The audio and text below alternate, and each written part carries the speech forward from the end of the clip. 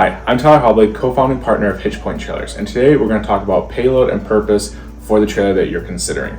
There's a few things to consider to make sure that you get the trailer the first time right off the bat. The first thing that we need to consider is payload.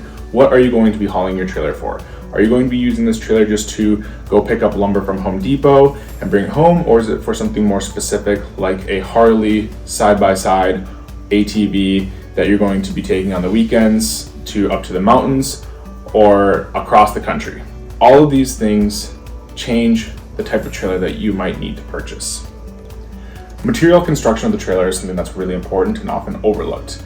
If you have a smaller vehicle or electric vehicle, then going with an aluminum chassis trailer is probably something that you would more likely want to consider. With the lightweight capabilities, it's easy to move around, it's a lighter haul, and it can usually carry a little bit more capacity. Steel is the most commonly used material to build a trailer today, and the reason being is it's available, it's cheap, and it's strong. So whether or not you need steel or aluminum, this ultimately comes down to your personal preference and again, the towing vehicle that is going to be pulling the trailer. Steel trailers typically weight ranging from 900 pounds and heavier versus aluminum trailers can weigh as low as 250 pounds, with the most common being around 500. So a lot of people will push from a steel trailer down to a single axle aluminum trailer so that they don't have to go into a tandem axle configuration. For example, a 7x14 steel trailer typically weighs between 12 and 1400 pounds, with a gross vehicle weight rating of about 3000 pounds. So to get the payload, you subtract the dry weight, in this case let's use 1200 pounds, from the gross vehicle weight rating of 3000 pounds. That leaves you with 1800 pounds of payload capacity. Now your side-by-side might weigh 16 to 1800 pounds from the manufacturing specs. Now once you add yourself, fuel, and liquids onto that, it might be slightly heavier. When you go to haul that machine, you may be maxing out the weight capacity of your trailer every single time. And we know the harder you use something, the less likely that that piece of equipment is going to survive. This is one of the main reasons why a lot of people, when they have one of those 16 or 1800 pound machines, might upgrade their trailer from a steel to aluminum. An aluminum trailer that's 7x14 typically weighs between 7 and 800 pounds. This will give you 400 to 500 more pounds of payload capacity. So now that same machine can be hauled without maxing out the weight limits of your trailer, ultimately giving your trailer a longer usable life. So let's talk about what you're going to be hauling. Whether or not it's going to be sand, lumber, ATV, or side-by-side, that is going to directly determine what type of trailer that you need to purchase. You need to have a very good understanding of the cargo that you're going to be hauling.